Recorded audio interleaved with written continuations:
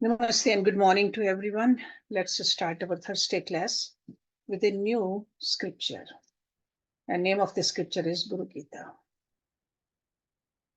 And it's often called Shri Guru Gita, just to give a respect to the scripture also. So before we start, let's do the prayer. So Guru Brahma, Guru Vishnu, Guru Devo Maheshwara, Guru Sakshat Parbrahma Tasmai Shri Guruve Namaha. Om Bhurбhuvah Tatsavitrvarenyam Bhargo Devasya Dhimahi Dhiyo Yo Nah Prachodayat Asto Ma Satgamya Tamso Ma Jyotirgamya Mrityorma Amritam Gamya Om Sainavavatu Sainavbhunaktu Saviryam Karvavahi Tejasvi Navadhitamastu Ma vidvishavahi. Om Shanti Shanti Shanti. Shri Guru Gita, it's a part of a Purana. And the name of that Purana is Skanda Purana, written by Vedvyasa. Okay. See, just like a Bhagavad Gita, it's a part of Mahabharata. Uddhav Gita, it's part of Bhagavad Purana. So we have many Gitas, part of other scriptures. So this Guru Gita is a part of Skanda Purana. As we know, Skanda Purana is one of the 18 Purans.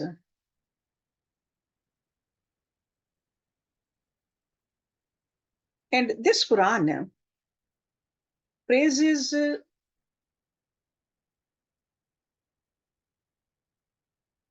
that show us how to open up the heart to receive grace, Kripa.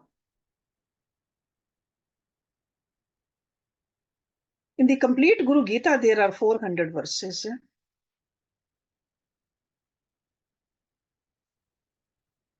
And Guru Gita is a discussion between Lord Shankar and Parvati.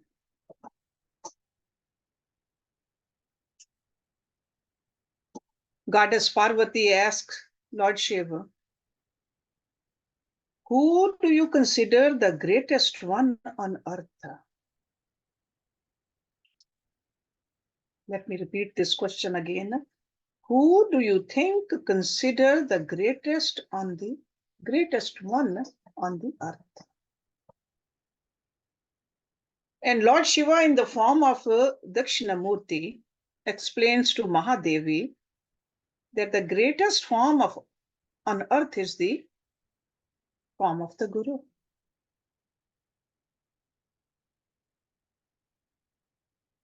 Lord Krishna himself said in Bhagavad Gita, I am the embodiment of the Guru. It is through my grace that the Guru appears on earth. And it is through my grace that the disciples are guided to where they belong. Christ also said, I have come for my sheep. I have come for my flock. So wherever one is, the Guru will search and will attract the disciple.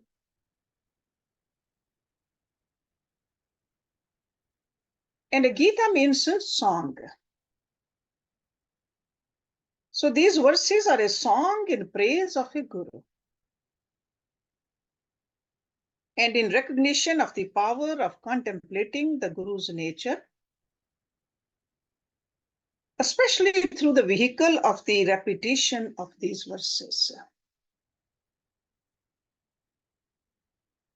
Another thing, remember that these verses focus on the universal nature of the Guru. So when the word Guru is used here, it is known to be more than an individual person. Rather, it's a universal principle. a catalyst for enlightenment like no other.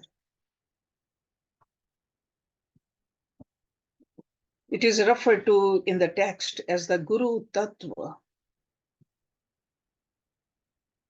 Tattva. Translation of Tattva over here means as principle. Guru Tattva. So Goddess Parvati cuts right to the heart of the matter and asks Lord Shiva that which her heart most dearly longs to know. How can I most directly gain realization? Lord Shiva begins his answer to Parvati with one phrase that contains the totality of the text. He says, the absolute is the same as the Guru.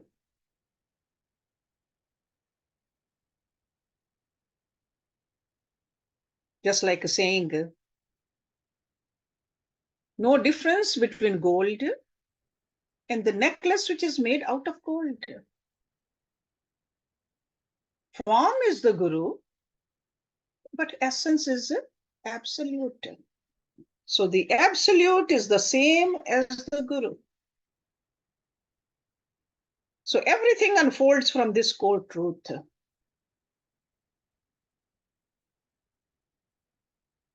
So these verses which are going to be studying, they answer some questions. Who is the Guru? And what is his essential nature?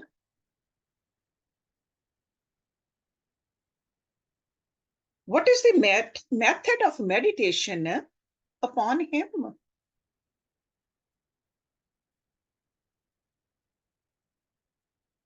And another question will be answered, what are the benefits of this practice, sadhana?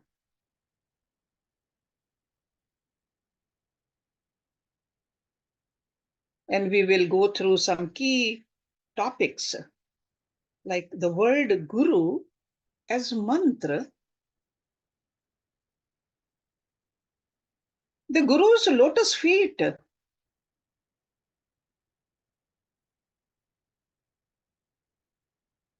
Guru's meditation in the Sahasrara chakra, the crown of the head. Or Guru meditation in the heart chakra. Or how do we follow the path of the Guru?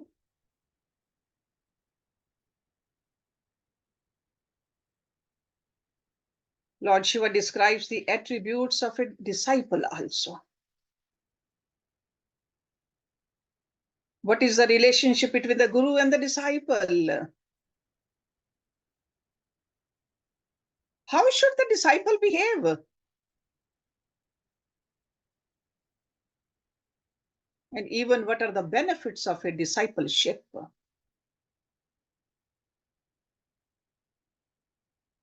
Lord Shiva goes into a more technical explanation of the aspects of realization. He defines different levels of experiences.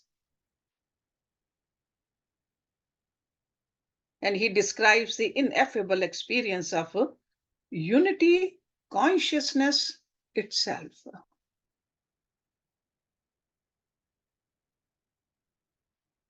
It is very interesting to note that Goddess Parvati remains an attentive student throughout the discourse. And that's what we learn. That our attention should be totally focused.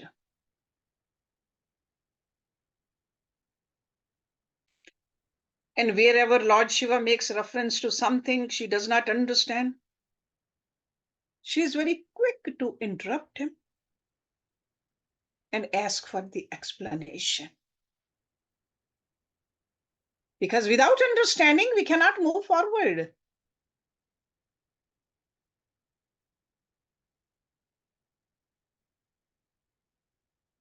Another thing we will learn from this great scripture is the description of the nature of a liberated person and what his life is like based on that awakening.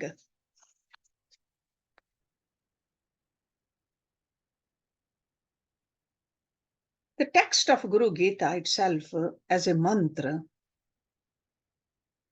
its power in spiritual practices, and its ability to enlighten and purify, he also explains how and where it should be recited.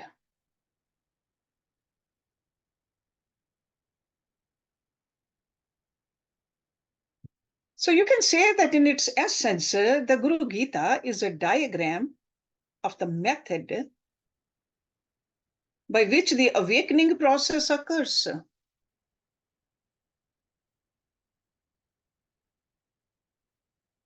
It describes the transmission of shaktih from the Guru to the Shishya, the disciple. So Guru Gita is essentially a mantra by and of the nature of the Guru. The mechanics of a mantra are such that the name of the mantra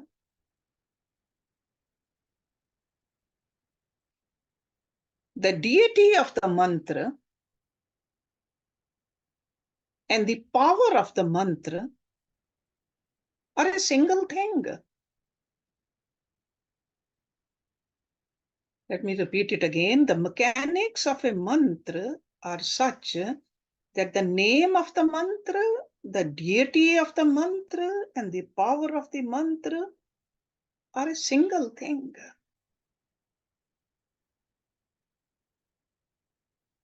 So Guru Gita is a complete description of the nature of the Guru, how the Guru operates, and the mysterious method by which any person can come into contact with the Guru and receive the force of transmission. Again, the principle is contact. The bringing together of the Guru and the disciple produces the effect of awakening. Just like a burning log, you can put a wet log on top of it. After drying with that heat, it will start burning too. The same thing happens in the contact of the Guru and the Shishya. You are in the close proximity of a Guru. Effect of that spirituality awakens us also.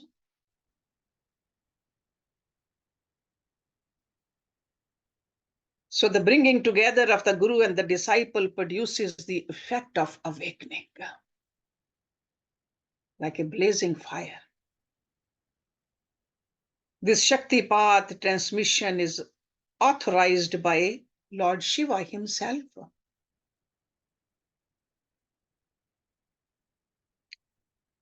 And so carries his full authority.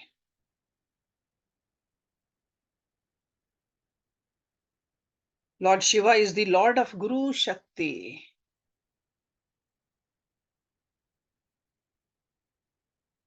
In this world system, at this particular time and place, he is the ruling force.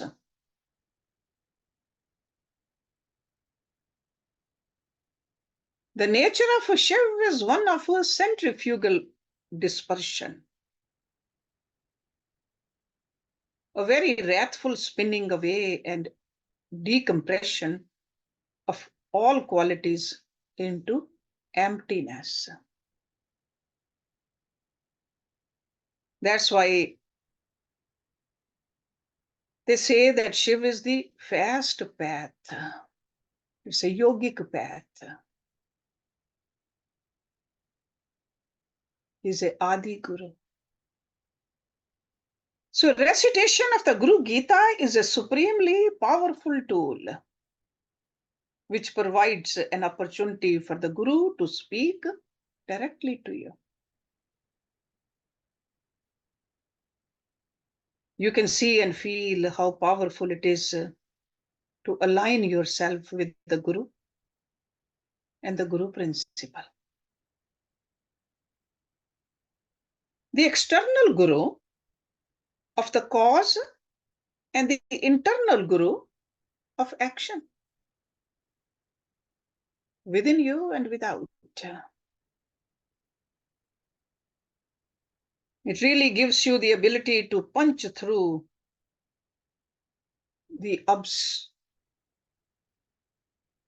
all the obscurities of kleshas, those klesh-born afflictive emotion we need to pierce through.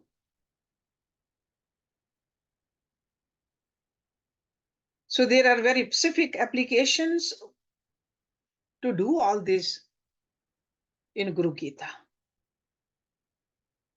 Clearing of the obstacles, the renewal of the heart, and the purification of the body and mind.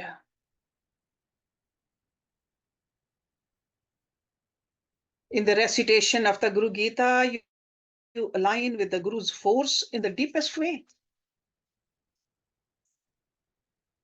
Across the entire spectrum of the expression of Pind, Pad, Roop, and Rupatit.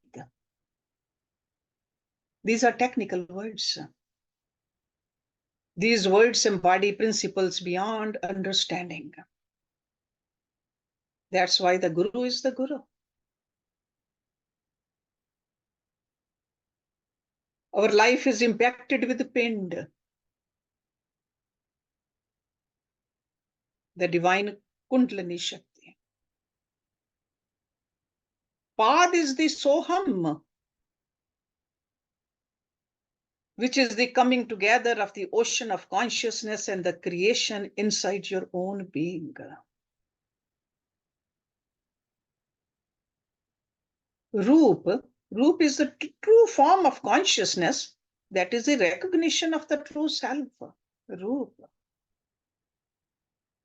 And Rupatit, emptiness. Beyond all qualities, Roop Atit, the unfoldment of infinite consciousness as the individual and the universal identities dissolve into each other and become forever one. Rupatit. So we'll learn more about this as we go through this scripture. Pind, Pad, Roop, Rupatit.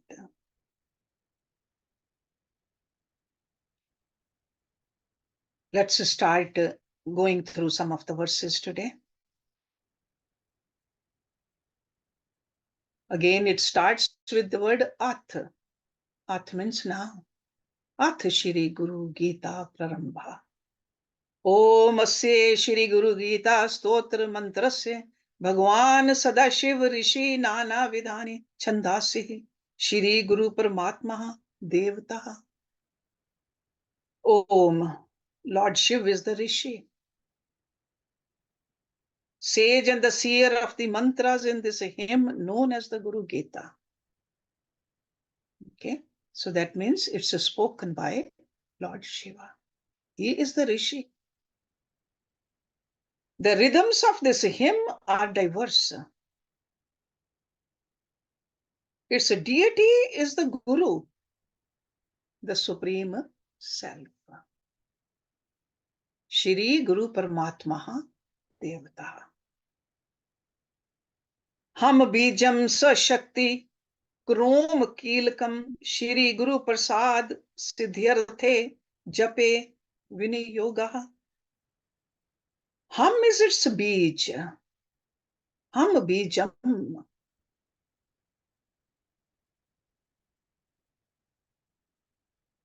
So Ham is its bij mantra, Sa is its Shakti. Sa Shakti. See, when we say Hansaha, Ham Sa. So Ham is a bij mantra, Sa it's a Shakti, Krom is its mystery. Krom kilakam. Krom is its mystery. That means it's magic. Says chant this hymn repeatedly to attain the God's grace, Guru's grace. Shri Guru Prasad. Prasad means the grace. Siddhyarthe. That's a fulfillment. Jape. We are supposed to jap this. Viniyogah. So this Hansaha or Soham. That is the mantra he is talking about. Because when you keep on saying Soham, Soham, Soham, Soham, it just becomes Hansaha. Okay? So this is what he's talking about in the beginning. So now, very first verse, that is spoken by Rishi Sut. Sut Uvach.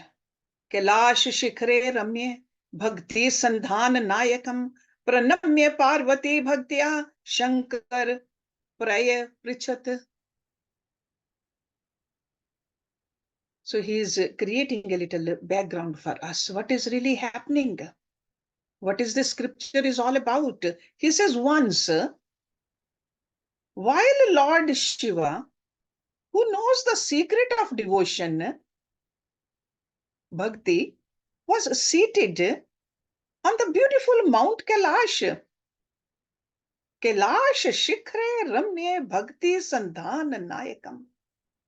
So once while Lord Shiva, who knows the secret of devotion, was seated on the beautiful Mount Kailash, Pranamya Parvati, Parvati bowed to him with reverence, Bhaktya, and asked. So there's a way to ask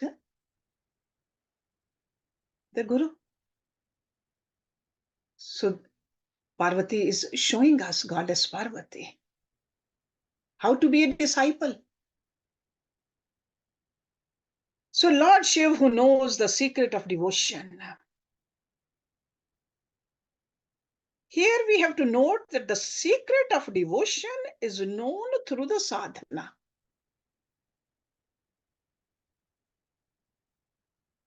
And Lord Shiva is considered to be the greatest of all sadhaks. When we think about Lord Shiva, what comes to our mind? Sitting on the Kailash Parvat, doing the sadhana.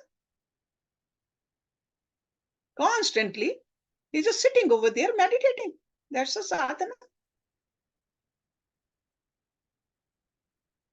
So Lord Shiva is considered to be the greatest of all sadhaks because he is in constant meditation. Constant. He is always meditating on Narayan. Because everything comes from Narayan. So Lord Shiva, because of his devotion, because he is submerged in his sadhana. That's why in this verse he is referred to as the one who knows the secret of the devotion. Secret. Because devotion is not just superficial. There has to be a deepness in our devotion. Sometimes it could look very plain, but the depth has to be there. Because sometimes you have devotion, but you don't feel much. You are praying and you are saying, my prayer is mechanical. But when it becomes a little deep, It's not just mechanical. Because even the uttering, the chanting of the divine names does not stay merely superficial.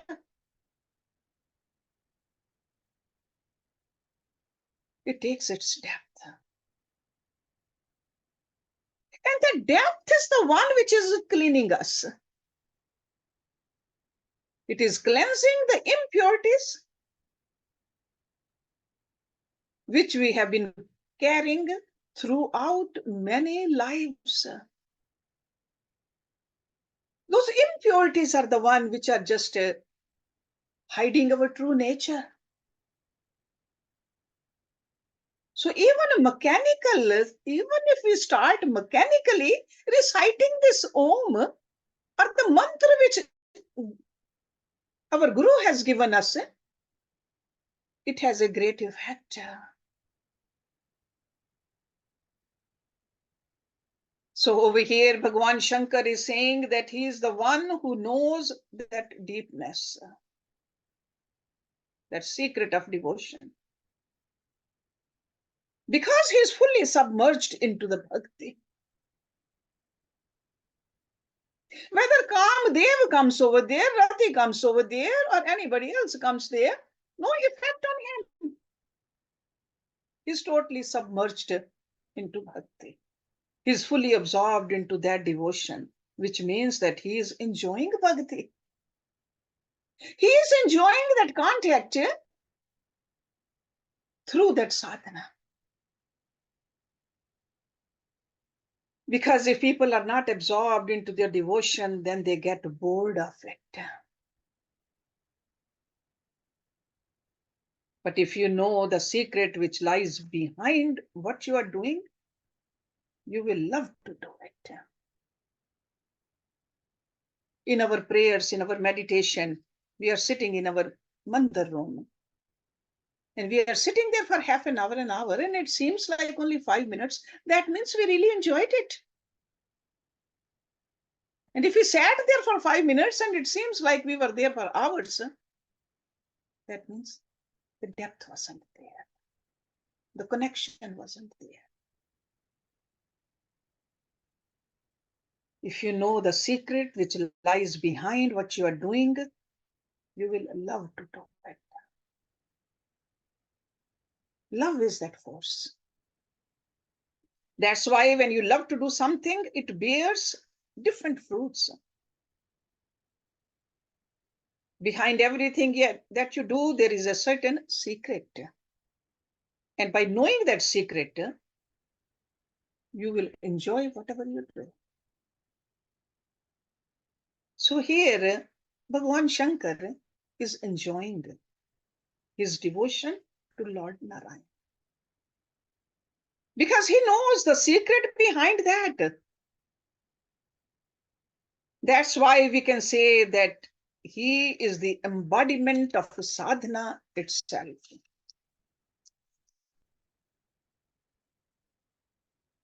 As Lord Shiva was seated on the beautiful Mount Kailash, Parvati bowed to him with reverence and asked. Over here, you have to see that Mount Kailash stands for the topmost spiritual level. Okay, just look at the deep meaning behind that Kailash Parvat, topmost spiritual level. It's not just a place, a mountain, but it stands for a high level of spirituality. And that's where we have to reach to with our sadhana. Bhagavan Shankar is seated there together with Parvati. Here you see the two qualities, Shiva, Shakti, the form and the formless. Shiva is considered to be the formless, Shakti, the manifest. So they both go hand in hand. Purush and Shakti. Parvati, who's the manifestation of Shakti, asked Lord Shiva with the deep reverence and humility. Because when she is doing the pranam, that really shows the humility in her. To explain the deepness which lies within the one whom Lord Shiva is meditating on. Aspect it is. So this is the first verse. Let's look at the second verse also. What Parvati said. Devi Uvacha. Om.Now Dev Devesh Prat Par Jagat Guru. Sadashiv Mahadev Guru Diksham Par Dehi Me. Ken Margen Bho Swamin Dehi Brahmyod Bhavet. Tvam Kripam Kuru Me Swamin Namami Charanam Tav. The goddess said, O Lord of gods, Dev Devesh, Lord of gods, Jagat Guru, the supreme preceptor of the universe.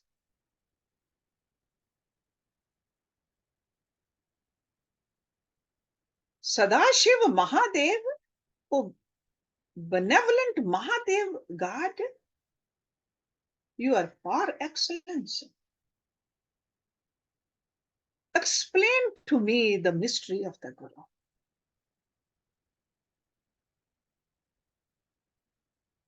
O Lord, my salutations at your lotus feet. Tell me by which path a human being can become one with the Absolute. O benevolent, great Lord.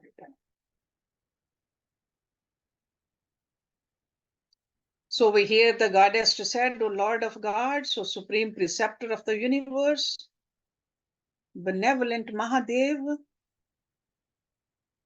So we hear goddess Parvati as a Shakti is asking the Purush. She is addressing Lord Shiva as the Lord of gods. We know that Narayan is eternally the Supreme Lord, the Supreme God himself. So whether we use the word Narayan or Brahma, okay, absolute truth, but then he manifested himself threefold: Brahma, Vishnu, and Shiva. We are all familiar with this trinity. Brahma deals with the creation, Vishnu with the preservation, and Shiva with the dissolution. Among these three, Mahavishnu is the direct manifestation of Narayan. Okay, that's how the scriptures talk about it. That's why he sustains everything. Brahma is also a manifestation. Shiva is also a manifestation, but they are his co-workers.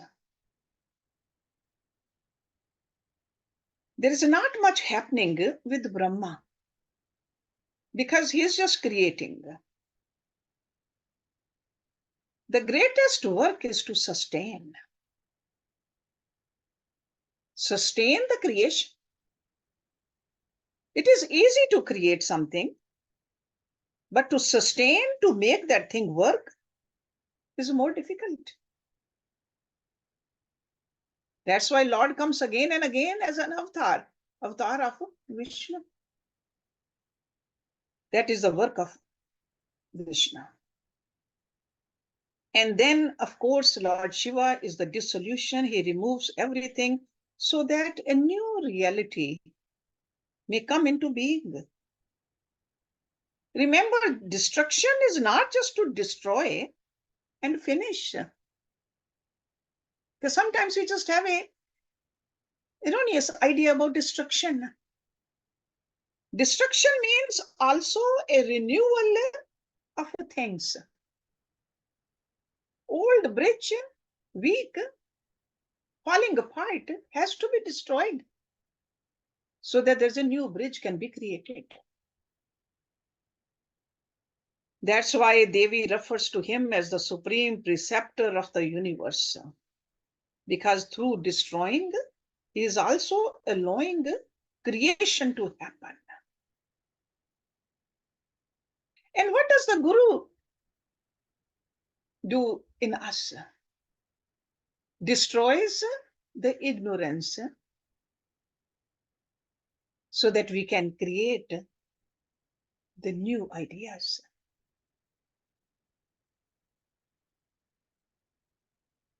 The goddess carried on saying, God par excellence, unravel and explain to me the mystery of the Guru.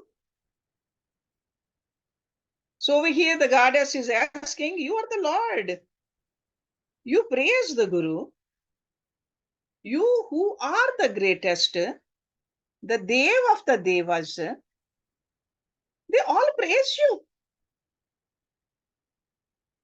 You who are the dearest to Narayan, the dearest to Mahavishnu, please explain to me what is secret that the Guru hold. So she wants to know more about the Gurus. Why is a Guru different from anybody else? So even the goddess herself needs to know and understand that. And over here in this verse, Goddess Parvati carried on saying, O Lord, my salutations at your lotus feet. Tell me by which path a human being can become, can attain the Lord, the Supreme Narayan. O merciful one, O Dev, Lord of the Devatas, explain to me the secret of the master by which path a human being can be saved.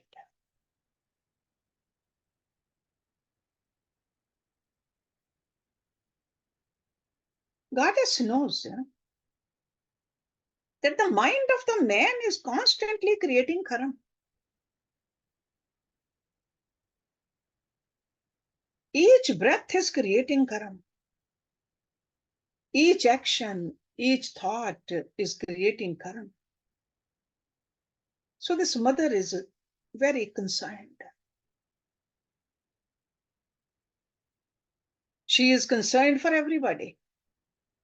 She is asking these questions for our benefit.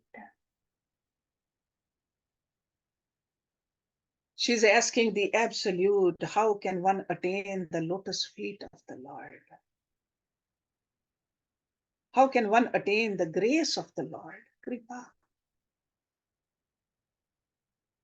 Seeing such a devotion in her and her concern as a mother for her children, Lord Shiv said, Mam rupasi devi tvam tvat pritartham vadamyam loko upakarakam prashno na kenapi krita puraha. So Bhagavan Shankar said that. Says Ishwar Uvach, O goddess, you are my very form and self. Mam rupasi devi tvam. I answer and explain this out of my love for you.